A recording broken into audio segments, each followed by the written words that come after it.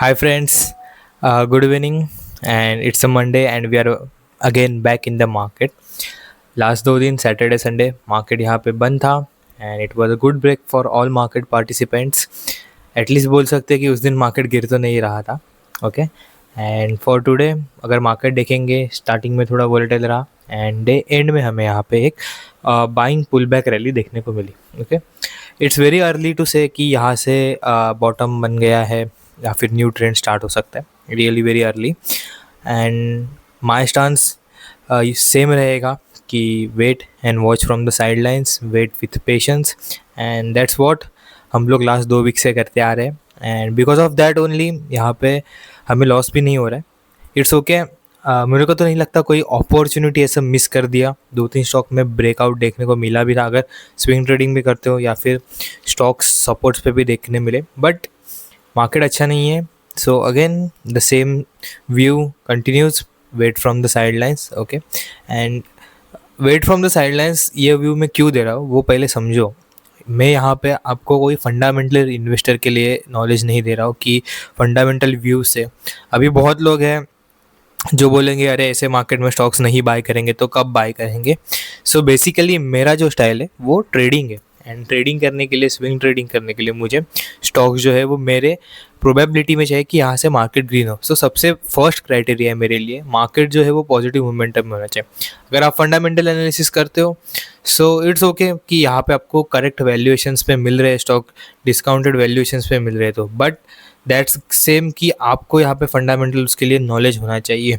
क्योंकि कौन सा स्टॉक लेना है फंडामेंटल एनालिसिस करके कब ऊपर आएगा. ऊपर तो आ जाएगा, चलो ठीक है. हम लोग ने पहले भी देखा है कि क्रैशेस में ही ये जो है वो स्टॉक जब भी मिलते हैं डिस्काउंट्स में, वो टाइम पे ये जो फंडामेंटली लॉन्ग इन्वेस्टर्स जो है वो बाय करते हैं, फिर उनका वेल्थ बिल्ड होता है. That's a really good thing. Okay. But अगर आपको पता ही नहीं है कि कौन सा स्टॉक अच्छा है फंडामेंटली एंड आप कोई भी स्टॉक जाके बाय कर रहे हो विद दैट कि बस मार्केट ऊपर आएगा तो ये स्टॉक भी रिकवर हो जाएगा, तो that's not the fundamental investing, that's the gambling actually. Okay. So I am not doing that. I am more of a trader कि मुझे जो है वो स्विंग ट्रेडिंग करने में इंटरेस्ट है. एंड फॉर दैट मार्केट मेरे हिसाब में होना चाहिए, मार्केट मेरे फेवर में होना चाहिए. Okay. And sometimes not taking position is also a position for a trader in the market. Okay.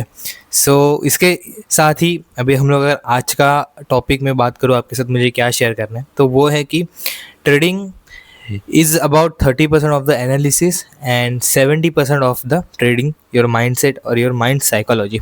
अभी ये मैं चीज़ क्यों बोल रहा हूँ तो देखो, कोई एनालिसिस उठा लो, टेक्निकल एनालिसिस उठा लो, आप कितने दिन में सीख जाओगे? 1 हफ्ता, 2 हफ्ता, मैक्स टू मैक्स 1 महीने में सीख जाओगे. कोई यूट्यूब पे जाके वीडियो देखो, इंडिकेटर्स के बारे में आइडिया आ जाएगा, वो सपोर्ट रेजिस्टेंस की आइडिया आ जाएगा, कहाँ से लाइंस ड्रॉ करने. बट ट्रेडिंग इतना इजी नहीं है. अगर आप वो लाइंस ड्रॉ कर रहे हो और आपको लग रहा है कि मार्केट में आपको प्रॉफिट बनेगा, so that's not how market works. Okay. अगर मैं कोई स्कूल के बच्चे को भी जाके यहाँ पे बोल दूँ कि 2-3 बार जहाँ प्राइस टच होके वहाँ से नीचे आ रहा है तो वहाँ पे रेजिस्टेंस हो गया, या फिर जहाँ से सपोर्ट 2-3 बार टच करके प्राइस ऊपर जाता है वो सपोर्ट हो गया, तो वो बच्चा भी सीख जाएगा ट्रेडिंग. वो भी कल जाके बोलेगा कि मेरे को टेक्निकल एनालिसिस है. बट डज दैट मीन कि वो बच्चा वहाँ पे प्रॉफिट करना मतलब करेगा मार्केट में? नो. सो वहीं पे लोग गलती करते हैं. लोगों को लगता है कि जितना ज़्यादा एनालिसिस करेंगे, जितना ज़्यादा मोर इंडिकेटर्स, टेक्निकल एनालिसिस सीखेंगे, डीपर में जाने का ट्राई करेंगे, उतना हम लोग मार्केट में प्रॉफिटेबल रहेंगे. But that's not the wrong thing, that right thing. So actual right thing in the market is यहाँ पे आपका 70% जो है, 60-70% में बोलूँगा, आपका यहाँ पे माइंडसेट वर्क करता है. माइंडसेट मीन्स आप का ट्रेडिंग साइकोलॉजी इस यहाँ पे वर्क करता है. अभी एग्जांपल के तौर पे देखो कि समझो आपने टेक्निकल एनालिसिस कर रहे हो मार्केट में एंड कोई स्टॉक है वो ब्रेकआउट लेवल पे आ गया, तो आपके जैसे 1000 लोग रहेंगे या मिलियंस लोग रहेंगे, उनके भी वॉच लिस्ट में वो स्टॉक रहेगा. ओके. अभी सभी जाके वो स्टॉक को बाय करने वाले, तो फिर भी यहाँ पे देखो आप सभी लोग आपको प्रॉफिट में नहीं दिखेंगे. 90% ऑफ द लोग रहेंगे वो यहाँ पे लॉस मेकिंग पोजीशन में रहते हैं. तो ऐसा क्यों होता है? सो ऐसा एक क्या चीज़ है जो 10% लोग अलग करे वो 90% से? भले 100 लोगों के पास वो सेम स्टॉक रहे वॉच लिस्ट में, सेम एनालिसिस रहे, सबके पास सेम स्किल्स रहे, but something that 10% have that 90% लोगों के पास नहीं है, एंड वो है उनका trading psychology, and that creates edge for them in the trading. Okay. अभी एकदम एग्जाम्पल के तरीके से अगर हम बात करेंगे, समझो 100 लोगों ने सेम ट्रेड लिया ना, तो उसमें से 30% लोग क्या करेंगे, स्मॉल लॉस में अगर दिखा स्टॉक तो वो पैनिक करके निकल जाएंगे। 30-40% लोग क्या करेंगे, थोड़ा प्रॉफिट दिखेगा स्मॉल प्रॉफिट लेके निकल जाएंगे।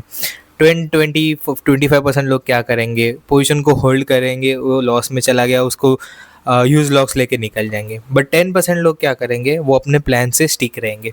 प्लान से मतलब उनका स्ट्रेटजी रहेगा, रिस्क मैनेजमेंट रहेगा, उसको हमेशा स्टिक करते चलेंगे। एंड बिकॉज ऑफ दैट वो अपने प्लान पे, स्ट्रेटजी पे हमेशा स्टिक रहेंगे, वो ऑलवेज वो 10% के कैटेगरी में रहेंगे। एग्जाम्पल के तौर पे अगर देखेंगे तो मैं यहाँ पे जिम को बहुत पैशनेटली फॉलो करता हूँ। ओके, सो देखो, जिम में बहुत लोग आते हैं एंड सभी लोग वो सेम मतलब सेट मारेंगे या फिर सेम चेस्ट एक्सरसाइज करेंगे, सेम एक्सरसाइज करेंगे, but only few people have the that kind of body which they desire of. Okay, सबका गोल होता है बॉडी बनाना, सबको पता होता है क्या करना चाहिए, क्लीन ईटिंग, क्लीन करना चाहिए, डेली वर्कआउट करना चाहिए, बट करते बहुत कम लोग हैं। Same cheese in the market also happen, सबको पता है कि ये एनालिसिस करना है, ब्रेकआउट हो गया तो यहाँ पे एंट्री करना है, सबको पता है कि स्टॉप लॉस लेना मार्केट में इंपॉर्टेंट है, बट बहुत कम लोग फॉलो करते हैं। एंड जो लोग फॉलो करते हैं वही लोग यहाँ पे मार्केट में सक्सेसफुल रहते हैं। सेम चीज़ एज ए जिम की, ओनली बहुत कम लोग जो है वो डाइट को फॉलो करेंगे, उनको डिसिप्लिनली एंड कंसिस्टेंटली वहाँ पे शो अप करेंगे, उसके बाद उनका बॉडी बनेगा। सेम चीज़ है मार्केट में भी, जो लोग कंसिस्टेंटली डिसिप्लिनली यहाँ पे माइंडसेट को यहाँ पे फॉलो करेंगे, वो यहाँ पे एज क्रिएट करेंगे मार्केट में। अभी ट्रेडिंग कोई एक ट्रेड पोजीशन लिया एंड उसका रिजल्ट जो है, उसका आउटकम जो है वो आपका ट्रेडिंग रिजल्ट नहीं होता, बट यहीं पे बहुत बड़ा एक डिफरेंस होता है। ट्रेडिंग जो है वो 100 ऑफ ट्रेड्स का एक यहाँ पे आउटकम रिजल्ट आपको देखने को मिलता है। अभी माइंडसेट जिसका स्ट्रांग है वो कैसे डिफरेंट क्रिएट करते हैं वो समझो। कोई एक ऐसा बंदा है जो समझो 90% ऑफ द लोग जो है वो ऐसे ही फियर में आके, ग्रिड में आके ट्रेड करते रहे हैं। अगर उनका लॉस कट गया, स्मॉल लॉस में पोजीशन कट गया, तो वो नेक्स्ट ट्रेड लेने के लिए यहाँ पे डर रहे हैं।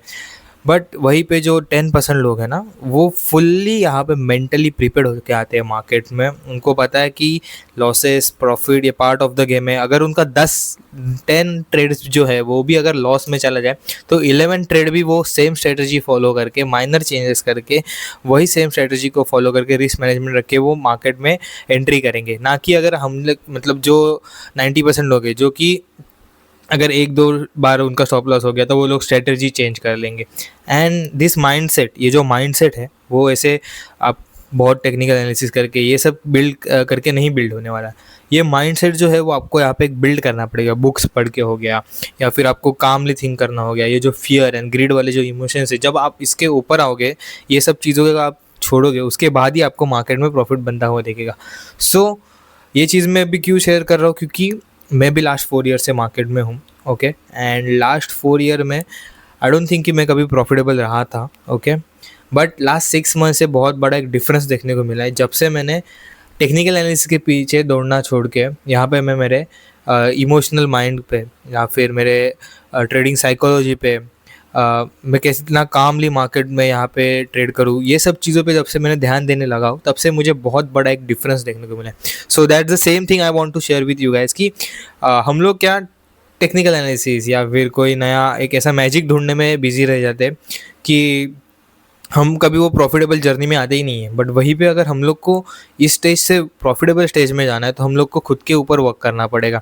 आउटसाइड वर्ल्ड पे आपको वर्क नहीं करने की जरूरत है, हम लोग को खुद के ऊपर वर्क करना है। मतलब हमारा माइंडसेट जो है, या फिर हम लोग जैसे ग्रीड, फियर, ये सारे इमोशन से क्या कैसे बैटल करते हैं, मार्केट हमें जब भी कुछ इन्फॉर्मेशन दे तो हम लोग उसको कैसे परसीव करते हैं, ना कि रिएक्ट करते हैं।